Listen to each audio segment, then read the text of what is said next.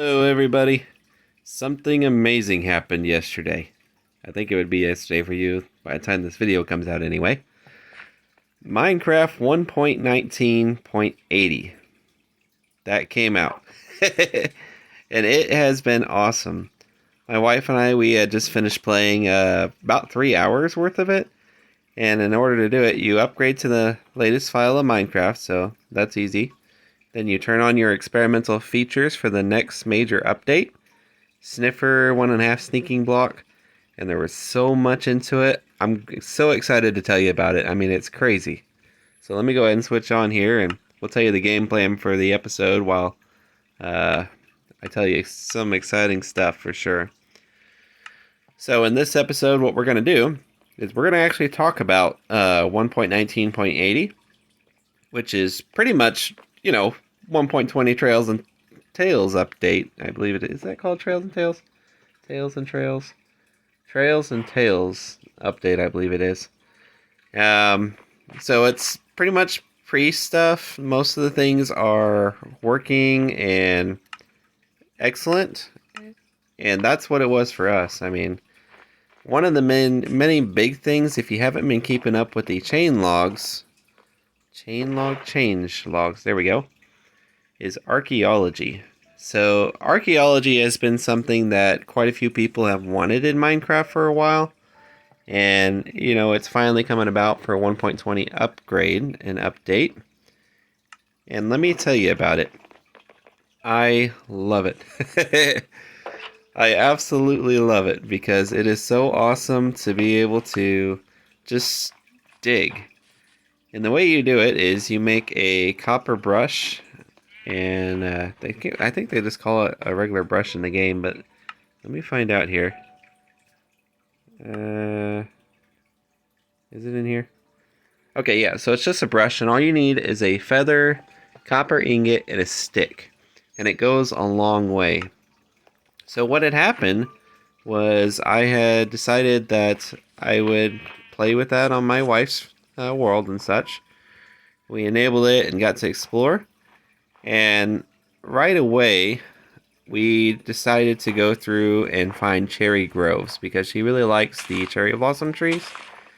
They're beautiful. They're pretty. And if you haven't got to see them yet, they're definitely worth it. The wood is almost like I wouldn't say midnight purple, but if you had a dark purple with a mix of a shade of red, that's almost what they look like to me anyway. And they're a fantastic looking tree. So hopefully we can find some in our world. I have no idea even, how far away are we from a cherry grove. Uh-oh. Suppose we should lay down. There we go. I think I can actually check. Hold on, let me check real quick and see where we're at. Because I think I put the new update in anyway. So how you do that is you do /, and then you do locate, and then you want biome, and then you type in Cherry Grove. Yeah, okay, so Cherry Grove is enabled on this world. And I bet it's probably closer to 1,000 blocks away right now. Yeah, 1,594 blocks away. So it would be that way, which is almost back toward start area and such. But anyway, if you have not got a chance to visit the Cherry Grove, or when you do, it's beautiful. If you like the blossoming petals from the moss caves and stuff, well, the cherry blossoms do something similar to that. They release like a pink particle. It looks so similar to a bow tie to me, kind of, but it really adds great ambience to the game, and it's pretty. Very, very pretty. And you would think, like, pink, if you're not a fan of pink, it's not the kind of pink that's really too bright and annoying, I guess. It's more like a muted pink. You think a pastel, and it's really not a bad block at all. So I'm looking forward to getting some of that in our world and be able to play with that. Other things that were released, smithing templates and stuff like that. Armor editions. That's some cool stuff. Like, no joke. I went in there, I've been waiting for weeks for that. But they finally really released it, and I got to go in and I created some armor from the silencer template. And it's kind of cool because it almost looks similar to, I guess, a ribcage. And you get the silencer template down in the ancient city. So if we can find an ancient city, that would be really cool. Now, the trick with the templates, if you're not familiar about them, they take diamonds. So you have to have 7 diamonds in order to create copies of them. And that's important to do because once you use a template, it's gone. But creating copies of them will actually give you 2. And they take, I thought it was 7 diamonds, and then a material that they're made out of, right? So, like cobblestone or sand or something similar to that is what you would use. Netherrack is a material. I don't know if, I know that they have a netherite template, but that might require netherite to make a copy of. But anyway, the armor looks fantastic and totally worth it. So, especially like for me, I chose the diamond armor right away. And I put redstone in it, and it looked pretty. Now, some people may wonder, well, what's the deal with the armor? Because a lot of things are changing. So, let's say that you're not familiar with it, and you're used to getting netherite really quick. Well, netherite armor can now only be made with a netherite smithing template. And you get those from bastions. There's always 2 guaranteed within a treasure room. And you can kind of find it randomly elsewhere within a bastion as well. And what that does is that makes netherite more of a endgame achievement, something that's worth, striving hard to get, because it's hard to make a full set netherite. Beforehand, you needed, a set of armor that was diamond, and then you could just get some netherite and switch it over, and boom, bam, you're done, Well, it's not that easy because the templates, you have to make copies of them, 7 diamonds per.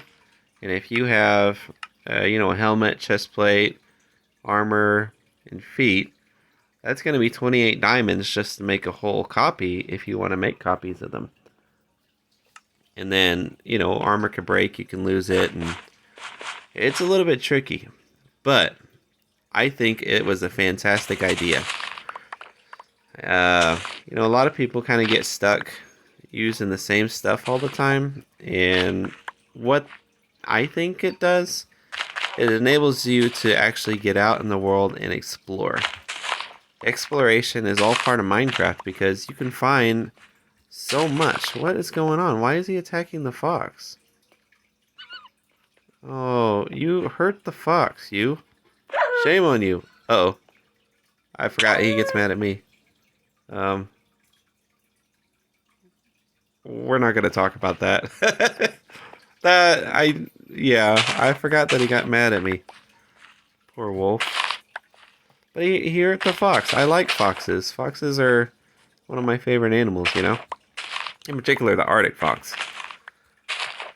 But anyway, so, the templates, they really do a lot for Minecraft when it comes to exploration. People want to be able to express themselves as well. And the templates do that, definitely. All the different kinds of armor trims that you can make, you can stand out as being unique. You can play the game really in a role-playing fashion. And I think that's fantastic because you can set up like teams, you can make yourself look different from other players. I mean, look at me. If you look at this, you don't really see too much. You see the blue ring on my hand, you see the green eyes and my face shape, and the color of my skin. But other than that, it's just armor. Everybody looks the same in, silver armor, iron armor. They look the same in diamond armor. They look the same in netherite. That's really the importance of these things, is to set that apart and express that creativity. Minecraft is a game about creativity, exploration, building. So, I mean, it's fantastic. You guys are going to love it. If you have not had a chance to try it yet, definitely update and start a new world or turn on upcoming features and just give it a shot. Matter of fact, maybe in my next episode I can take you into my creative world and show you around a few things. And because I've been playing with the templates and I've been looking around, with some redstoning, um, especially like in regard to music disc and stuff. Which, by the way, we'll be getting a new music disc. It'll be a little bit though. We have to wait until 1.20 comes out, but it's a beautiful disc. It's called Relic. If you've not heard that yet, go ahead and search for that and give it a listen to. The whole soundtrack for Trails and Tales is beautiful. So they did a great job on it. But anyway, so as we're getting these fields going on, let me tell you a little bit about archaeology. You get that brush, and I explored cold water ruins, I believe it is. The ones with the drowns in them. You'll see them like made out of mossy bricks and stuff underneath the ocean. They also come in a warm ocean variant and a cold ocean variant. Now, when I'm in a boat, I have a tendency just to skip those because I didn't really think that they ever had anything in them. But with the addition of suspicious gravel, now that's a gravel that can be used with that brush to dig stuff away, that kind of gave me a reason to go explore it. Because your pottery shards they're kind of sifted out between cold ocean monuments, warm ocean monuments, desert wells, desert temples, and what was the other thing that there was in desert temples? There was one other thing. Oh, yeah, of course. The new the trail. What is that called? Hold on. I gotta look this up because this is bugging me. Alright, so locate structure. We'll just do structure. Ah, there it is. Trail ruins. Trail ruins are really cool. If I can see where they're at here, we can get an idea. It's probably too far to really go check out, but you never know. Yeah, 2,429 blocks away. But you get suspicious gravel and sand in there as well. But let me tell you about the pottery sherds. They changed the name, by the way. They're not shards, they're sherds, which are fragments of broken pottery that can be found within the excavation sites. When I was exploring the ocean ruins, I happened to find, I think it was 26 pottery shards, okay? And I think that there are 20 in the game, but only 4 within those cold ocean ruins. So I found 4 types. I found Plenty, Blade, Mourner. What else did I find? Plenty, Blade, Mourner, and one other one. I don't remember that right away, but it was really fun. I mean, I like being able to interact with games, and I like the aspect of lucky blocks. So if you've ever played a lucky block situation type game in Minecraft, you break a block and then it gives you a random item. That's kind of how it is with the brush. You're going to be scraping out that gravel and that sand, and you're going to see a shard just slowly poke out of it. Or you're going to see a gold nugget poke out of it. Emeralds. I found a lot of iron axes, wooden hoes, you get wheat. I mean, there's a huge variety of stuff that you can find within this suspicious gravel. But of course, my favorite thing was those shards. And you need clay to use them, terracotta, and you can make pots and kind of set them out. But the fascinating thing about it to me is that they're all unique. What I mean by unique is you can't craft them. You have to go find them. So if you and your friends are playing on your world and somebody finds a particular shard within a warm ocean monument and you're in a cold one, you can trade shards. You can make pots that stand out from one another in any sort of combination. And that's a fantastic idea. It really kind of creates, capability for shops, for example. So let's pretend that you want to go and find all these shards and you can sell them. Or you can make your own craftsman shop for pottery. and sell individual pots. Maybe somebody has a favorite that they like. You can do the same thing with like smithing templates too. So, I mean, the possibilities are there, and they are many. So, I really, really loved it. I had a lot of fun. I did die a few times to some drowns, so I learned how to kind of combat that. If you can put some blocks over you, and then you take some magma blocks, and as when you crouch on a magma block underneath water, you get the air bubbles and they don't hurt you. So you can stay underneath water and you can dig up the suspicious gravel or suspicious sand wherever you're at and not have to worry about anything. And if you have blocks in front of you that are open, don't have to worry about it as long as you have something that's on top or behind so that the drowns can only approach you from one or two sides. And so that's my suggestion with that. But it was super cool. I also learned a lot about the ocean monuments. They're the ones with the drowns in, not the one with the guardians, but the drowned ones. I learned that you can find different kinds of maps in buried treasure. So previously I had thought, did that freeze? Oh, you know what? It was supposed to be a slab. That's why it froze. I was like, why did that freeze? Perfect. I have torches for now. We can just kind of place it on there. But anyway, I didn't know that you can find buried treasure within those monuments, because I always just kind of overlooked them and stuff like that. Thinking that the only way to get treasure maps are from cartographers or ships. But no, they actually have maps, and I found a buried treasure map and ended up getting a heart of sea from it. So that made me look up on Google. I was like, hey, what's the deal here? What else can we find?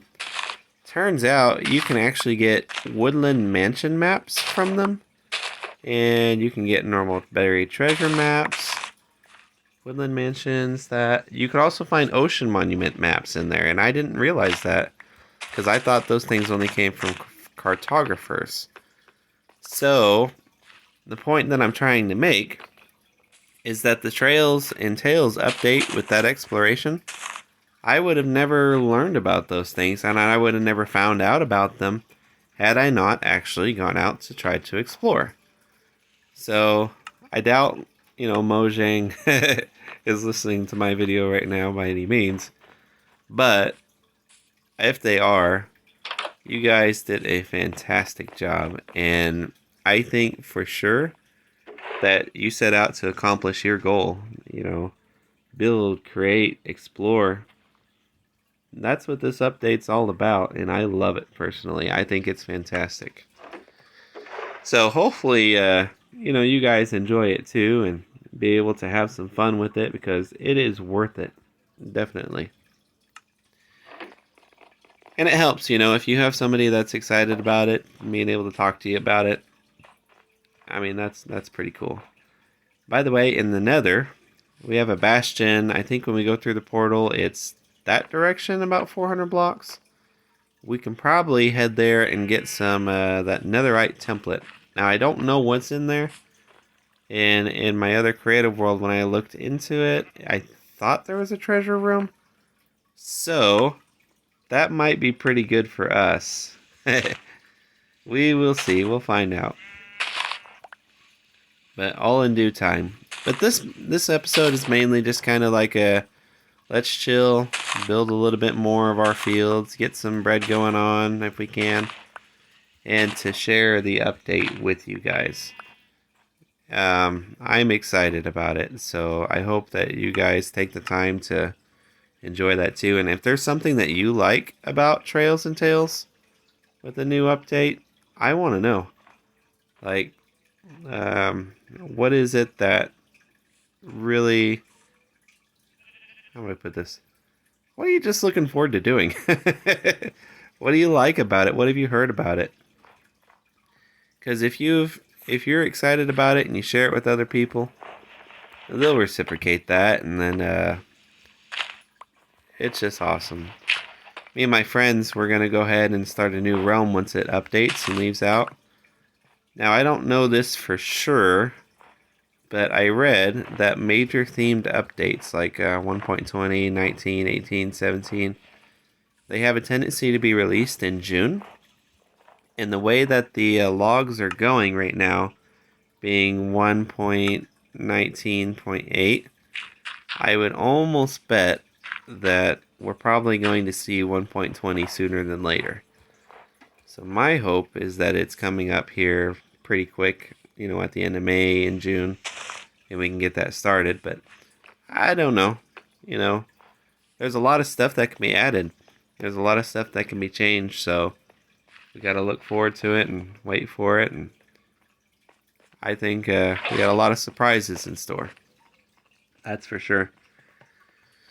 Other things that you can look forward to are like Skulk Catalyst and such, especially the ones that are dealing with Amethyst now. What is that called? Skulk Catalyst and it deals with the vibrations, but I don't remember. I'm horrible with remembering these things. I guess I just got excited about the pottery shards and kind of nixed everything else to the side.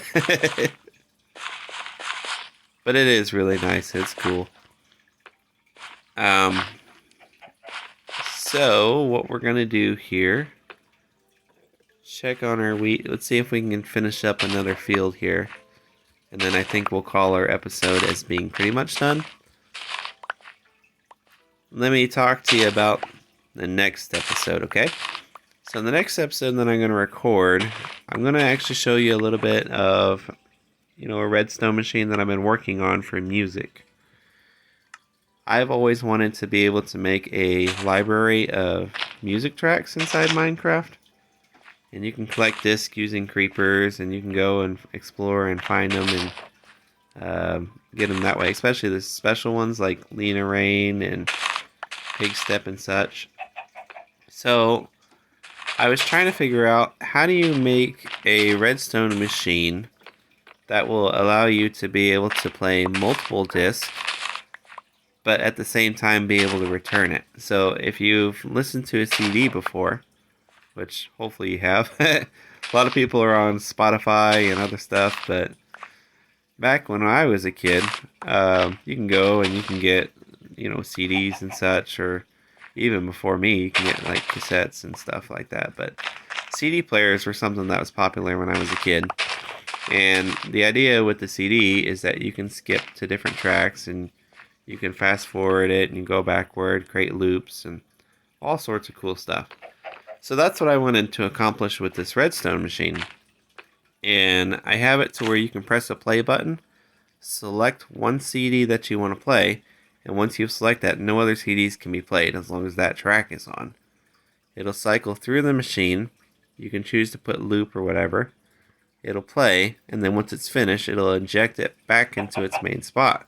And you can set up cue lines for playing the music. It's really cool. I've spent a few hours on it, so hopefully it'll be done and I can show you guys, and pretty excited. So that's what we look forward to next episode, and kind of getting familiar with that. I think I am also going to take a break with the fields for now, because we got a lot of fields going on. We got 1, 2, 3, 3.5 fields, and we got our carrot fields. So for next episode, we're gonna try to get some wood. It won't take but just a few minutes, and we're gonna head into the Nether, and we're gonna start digging our way toward the Crimson Fortress. Crimson Fortress. No. Crimson Forest. And then the Nether Fortress is along the way, so we can be able to make a path for that. So that's our game plan after the redstone machine. So we'll just see. Make sure that the sun goes down here, and then we'll call our episode good. You can do it. Almost there. Click, click, click, click, click. Maybe. There we go. Okay. But anyway, guys, so that will do it for us, and I hope that you have had a great day. I hope that you had a great week. I hope I got you excited about the new release for the Trails and Tales update, that you guys get to play it. Let me know what you think. and we will see you again in the next episode. So take care now. Bye-bye.